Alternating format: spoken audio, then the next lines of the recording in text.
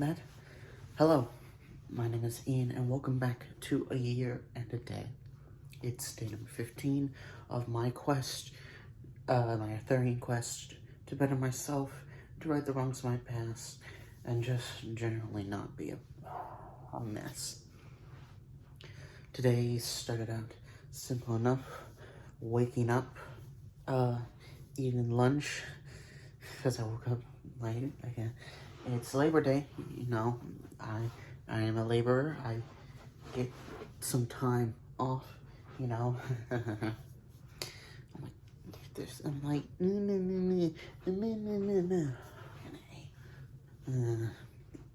anyway, after lunch, went to visit my grandfather's, and turns out the whole family was there. So they all hung out and talked about stuff and nonsense, and I just kind of sat in the dark.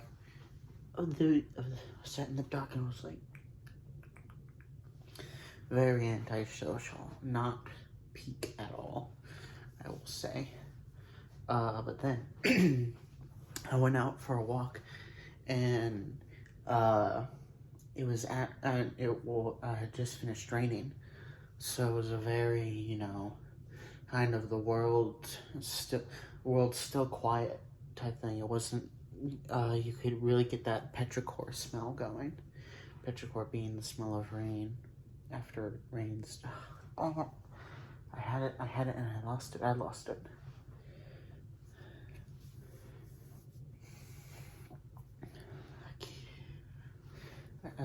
Once we got back, I passed out for 2 hours and then just finished eating nice platter of food here, and now we're filming this. Hello, my baby, hello, my darling, hello, my ragtime gal, da da da da da da. I wonder sometimes if, I mean, I know you can, but could someone make a new distinctive version of House of the Rising Sun? Because it's technically a folk song. It's been passed down for generations upon generations, but once the animals recorded it, it kind of, like, you know, set the standard. Everything had been leading up to a point, and that was the point. But of course, it's still, you know, it's still something that can be messed around with. Definitely. So I think, like, so here, let's try something. You mean, there is a house in New Orleans they call the Rising Sun, and it's been the ruin of many a poor boy. In God I know I've won. Something like that, maybe. The thing that was, see, that's more so just adding like an ominous tune to it, because I can do that with Amazing Grace, how sweet the sound that saved a wretch like me.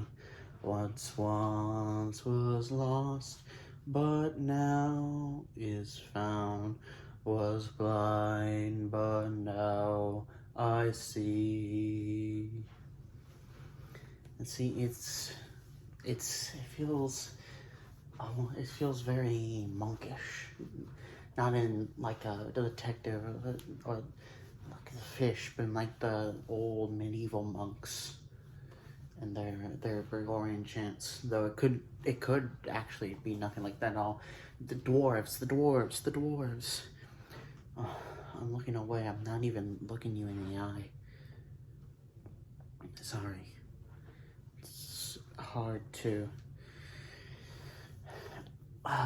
remember everything that I want to talk about, or if I even want to talk about anything at all.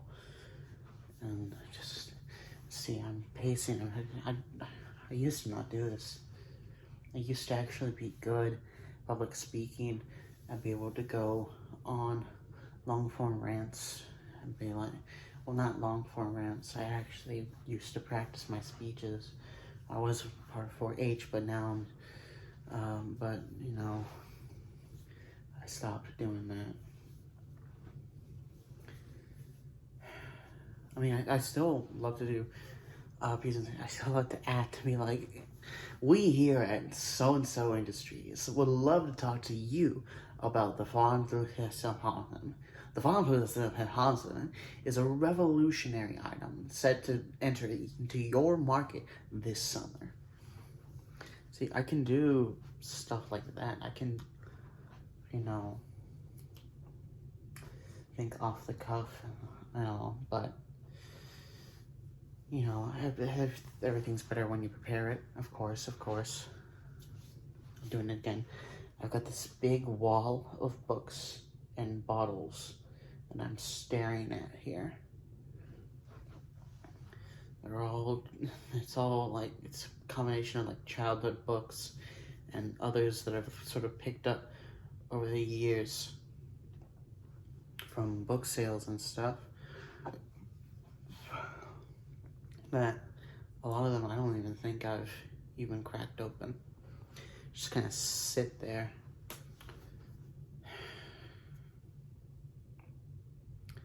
It's a bit of a shame, you know. All that knowledge, all that literature. Read through it once, maybe twice, and then it just sits there, gathering dust. I mean, it's important. You don't want to throw it away. But it does just sit there. Probably have better use with the public library, but it's mine, you know? It's my books. It's my history. It's my interests. But what good are interests if you don't nurture them, if you don't interact with them? Like, before I wanted to become a writer, I wanted to be a film person. I wanted to shoot movies. Before that, I wanted to be a stop motion animator.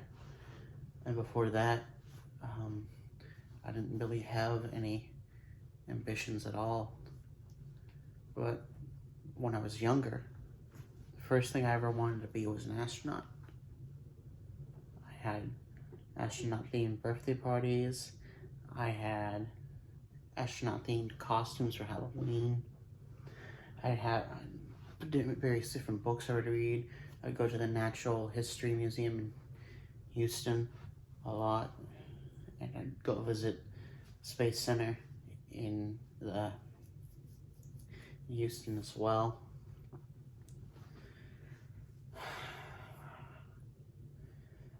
And now here we are. We're not astronauts, are we? Turns out, you gotta be pretty smart to do that. I'm only kind of smart in some areas, and not the areas for an astronaut. I bet I could probably still do it if I just, but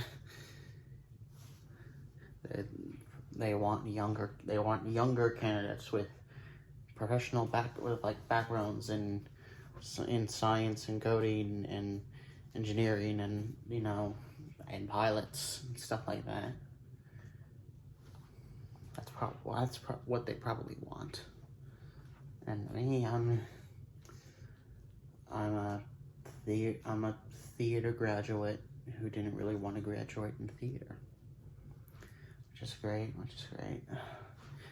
Gosh, you're so depressing, man. Not you, me. Just talking about, regrets, I've had a few. Shut up. You had the chance to change over, but no, you were easy. You didn't want to. You weren't committed to it. That's why you did this. You weren't committed to doing film stuff. You didn't want to put in the effort to actually learn the programs, learn the software. That's why you didn't want to, early, and you didn't put in the time to early register. That's why you missed out on playwriting too. You didn't pursue your dreams at all, man. Your dreams are shit.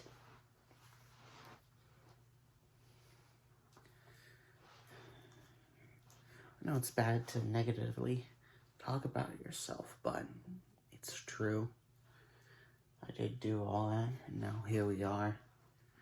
I work in a resale shop. I mean, it's nice. I like the job. I do. But it's no writing. I mean, I don't know. I find very little reason to write now, though, as well. Especially since, I don't really have anyone to write for, which is me. Me not being proactive. I know I can find people to write for. I can get a new set of friends. I can restart my whole life. A new Ian. Not the Ian of before, but a brand spanking new Ian. One upgraded, one not shackled by his mistakes. But truth be told, those mistakes make me for who I am, and without those friends, I don't think I'd be where I am. So I wouldn't, to really just lose them like that it's not something that I want, not something that I want at all. But I think a lot of them hate me now. They don't hate me, or just kind of disgusted with me. This person that they trusted turned out to be not who they thought. And now I am become the monster in their heads. That puts more self-imposed importance to think that I matter that much to them, that I'm stuck in their heads. No, that's not how that works. They'll be mad, but they've got other things to worry about, and I'll fade to the back of their memory. As months goes on, they'll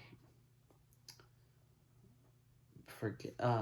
Me will cross their minds less and less until maybe they'll forget about me entirely. Just remember, like, hey, remember that one guy? Yeah, he was pretty weird. What a legacy to have. Yeah, he was pretty weird. Legacies are a funny thing.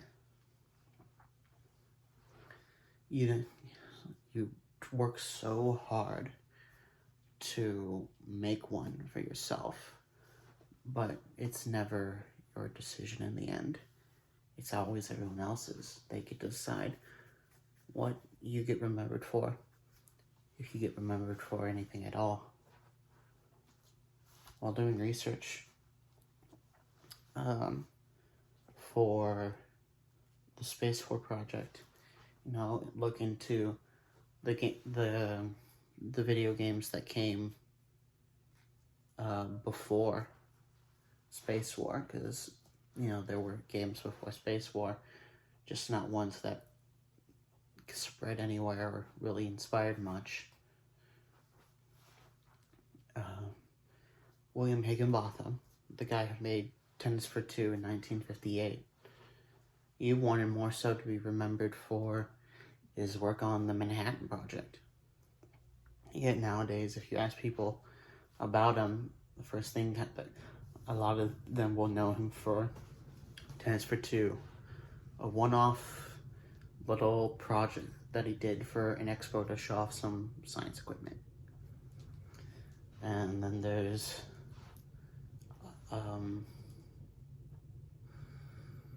oh no, don't forget his name now. Oh gosh, don't forget his name. Like the guy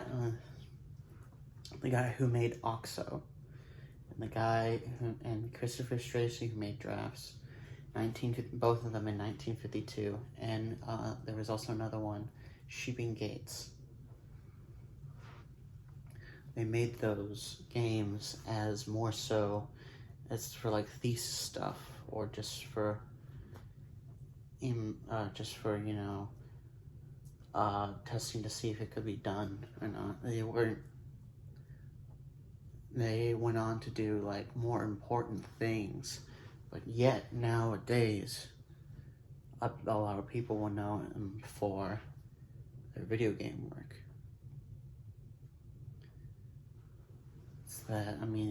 It's the sheep shagger joke. You do so much good stuff, but then you do one thing and that's what you're remembered for. Like,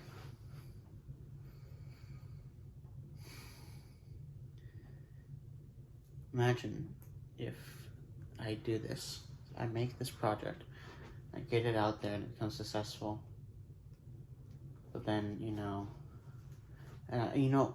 let's keep going with this. I become successful in a bunch of different fields, but all I'm remembered for is, oh yeah, he made that one space war thing. Well, that's Stephen Russell, ain't him? The guy who made the lips coding. I think it's a coding language. I don't know, machine. See, even I don't know, which is a sorry state to be in.